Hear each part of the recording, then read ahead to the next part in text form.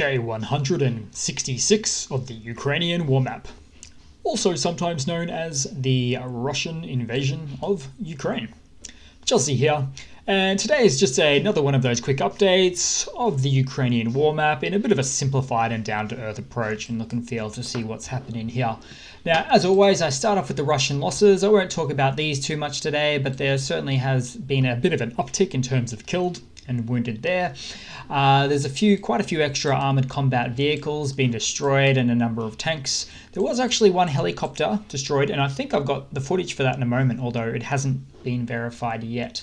Now, moving back to the war map of sorts here, we'll start off with the top northern region with the Sumy region here, where an unidentified aircraft has been shot down in the Sumy region and it fell ablazing.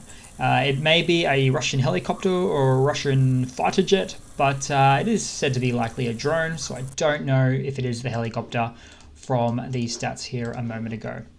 Next up, let's move across to the Kharkiv region, where the mayor advised the city was targeted by Russian missiles. No casualties were reported on this day, so that's always good to hear.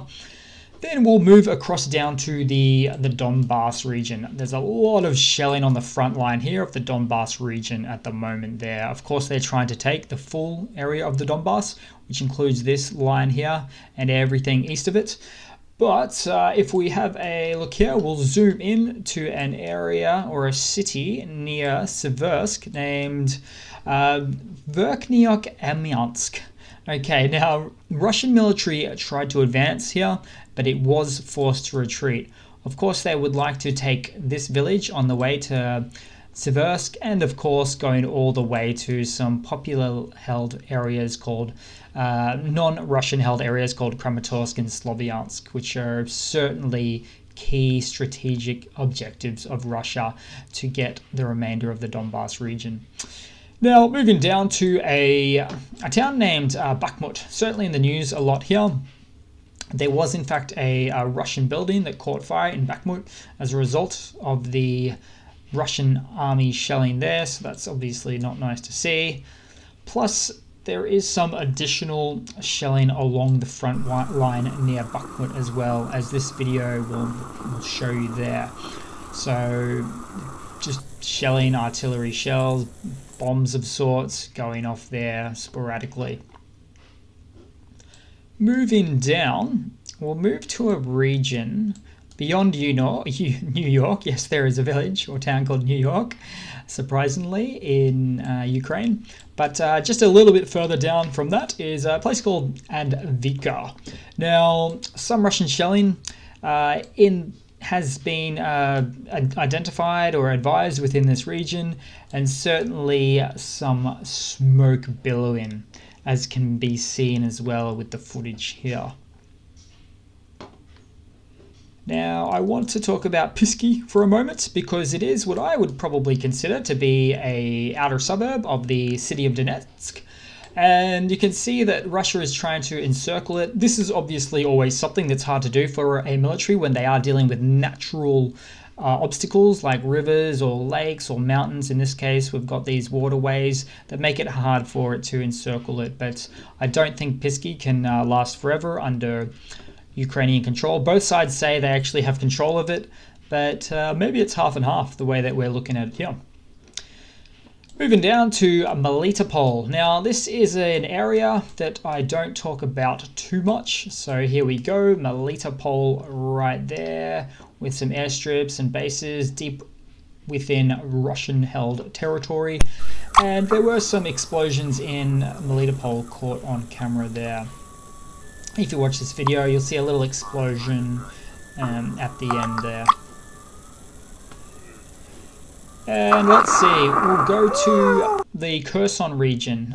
Just quickly, I'll mention there was a big bit of a fire near Topolivka, around this area here somewhere. I can't find it right now. It's always a difficult town or village to find, but as you can see in the photo there as well. And looking at some of the main Kherson stuff here. So the Ukrainian military has hit the Antonivka and the Kakhovsky bridges here. again, I'll say. So this is a key supply route for the Russian troops, and they do not like it when Ukrainians constantly take it out. So it's always under repairs by Russia so that they can bring very, very heavy tonnage equipment like tanks and APCs, all sorts of things across it. But Ukraine is just clearly not letting them, which to me feels like Russia is sort of starting to get sandboxed in this top area here, because there has been more news out of this North Bank region as well. So a Russian T-62 tank was hit around this area here, and 5 armored vehicles were taken out overnight as well. So missing their supply lines, losing military hardware, stuck a little bit on the North Bank. So they're trying to obviously push for an offensive here. But again, it really feels like these Russian frontliners are starting to feel the pinch and get really sandboxed there. We'll move across to Mykolaiv, where drone footage released shows a burning building, effectively, after what authorities say was a Russian strike overnight there too. And we'll move across to the news. So we have a celebrity named Jessica Chastain met with the President Zelensky in Kiev today. She also visited a few places, including a hospital. And Zelensky said that such visits are extremely valuable for helping the world hear, know, and understand, and that's in quotes, what is happening in Ukraine. And last but not least, a bit of extra good news. 4 more grain ships have left the Ukrainian ports, particularly Odessa, and they are bound for Turkey there. So 4 more, I think, plus the previous 3. It's always hard to get exact numbers, but we are looking at a total of 7 grain ships. So started to be smooth and steady. Of course, the world has a food security crisis because of this Ukrainian war. Not good at all. But I'll leave it at that all there for now, guys. Thanks for watching. Please leave a comment, subscribe, hit that like button, and certainly hit that like button. Show all those those trolls on the video comments who's boss. And yeah, I do hope to see all of you guys there in the next one. No worries. Cheers.